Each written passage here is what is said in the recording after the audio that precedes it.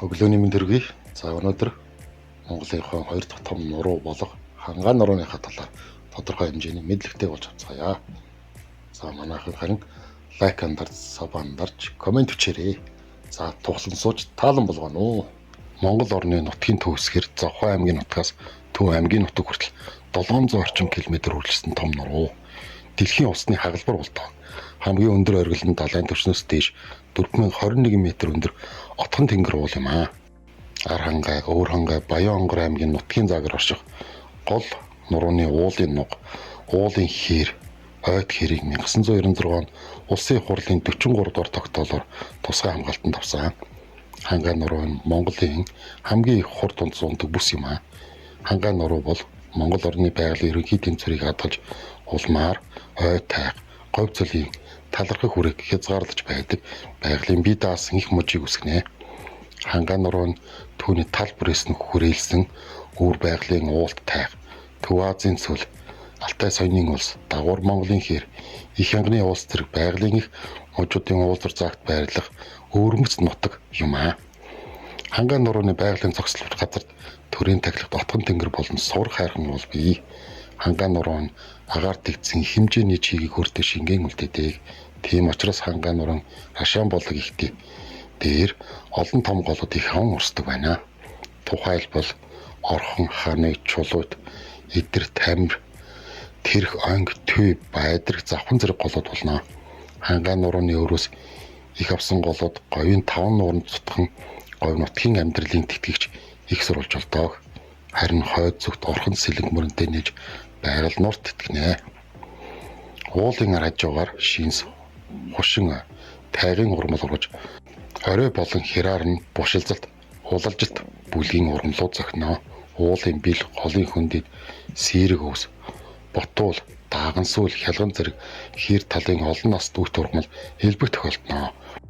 Бууг гахаа, бор гөрөөс, хэрэм, жирэх чандах тарвах зурам байхаас гадна өмхий хүрэн мануул мэрсэр бий. Идэх шонхор шувуу, галуу, зэрд, шонхор, усны нөмрөг, бүргэд зэрэг ховор шууд элбэгтэй. Хангаан нуруу нь Монгол орны болон Төв Азийн экологийн тэнцлийг хангахад онцгой нөлөө бүхий Хангаан уулархаг мужийн байгалийн бүс бүслүүрийн үндсэн хэв шинжийн иж бүрдлийг төлөөлсөн дэлхийн усны айс савын гол хагалбар нутаг болдог. Монгол орны ус зүй, уур амьсгалын өөрчлөлт, экологийн тэнцвэрт байдалд онцгой нөлөөтэй тийм газар байх нэ. Архангай, Өвөрхангай, Баян-Онгор аймагуудын 11 сумын нутгаас орсон 888,455 га газрыг улсын тусгай хамгаалтанд авсан байдаг. Монгол орны ой тайгын ховрон амьтдаас гадна уулын цармын бүслүүд нэг ховор амьтан болох цоохор ирвэс, аргал янгир гэх мэт амьтад мөн ховор шуудын амьдрах орчим болдог тийм онцлогтой нутаг байна. Сүүлийн үед хурдтай явагдах болсон уур амьсгалын өөрчлөлтийн улмаас экосистемийн тогтвортой байдал алдагдах, биологийн төрөл зүйлийг хадгалан үлдэх, түүн дасан зогтсон, чиглэсэн менежментийг хэрэгжүүлэхэд онцгой ач холбогдолтой нутаг юм аа.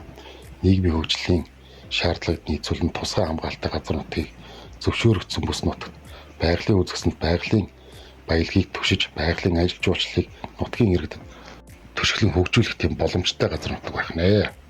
За Хангаан нуруунд хур бороо элбэг 550-аас 560 мм тундас унах нь элбэг бий. Цасан бүрхүүлийн зузаан дунджаар 5-аас 10 см, хамгийн ихтэй 40-өөс 50 см хүрнэ. Тус мужийн ихэнх нутагт олон жилийн цэвдэг чулуулаг үргэлжилсэн тархалттай тохиолдно. Ялангуяа уулын ар хажуу уулсын хоорондох хөндий хотворт олон жилийн цэвдэг тогтвортой оршиж цэвдэгт үеийн зузаан хэдэн 10 м үргэлжлэдэг байх нэ. Хангаан нурууны уулархаг хэсгийн налуугийн дунд ба хормын хэсэг мөн хуурай хөндийнүүдээр тал хээрийн хөрөнгө хөрс зохилон тархсан. Ингэрийн урд хэлээр хуурай хээрийн цайвар хөрөнгө хөрс хаяа тохиолдно. Ялангуяа хөдөө аж ахуйн үйлдвэрлэл ач холбогдлоороо уулын нугын, уулын хүрэн, тал хээрийн хөрөнгө хөрс онцгой байрыг эзэлдэг байх нэ. Хангаан нурууны байгалийн зохицолборт газарт нийтдээ 177,737 га буюу нийт нутаг дэвсгэрийн 17% нь ой мод эзэлдэг. Энэ ой модны дундаа Хушин ой, зөнхлөн ургадаг. За хушин айн нөхөн сэргээлт нь ихэвчлэн шинсэн ай хушин агоор нөхөн сэргээдэг байх нэ.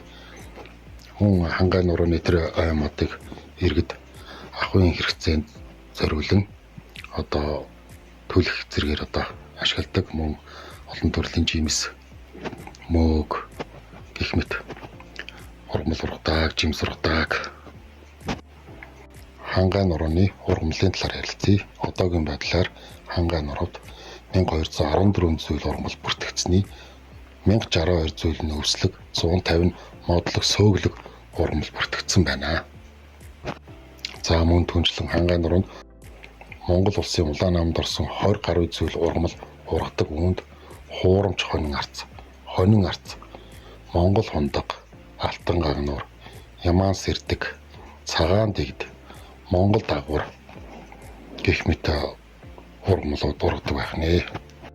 Хангай нуруунд хээр, тайга, уулын ойд хээр, өндөр бол усны болон ус орчмын шуудын зүйлийн бүрэл тохиолдно. Хангай нуруунд 270 гаруй зүйлийн шуу бүртгэгдсэн. Хангай нуруунд байгалийн үзэсгэлэнтэй газар их. Үнэхээр л өстой газрын Деважин гэмээр сайхан нуруу да. Баруун аймагуд руу явхад том даваанууд их давна.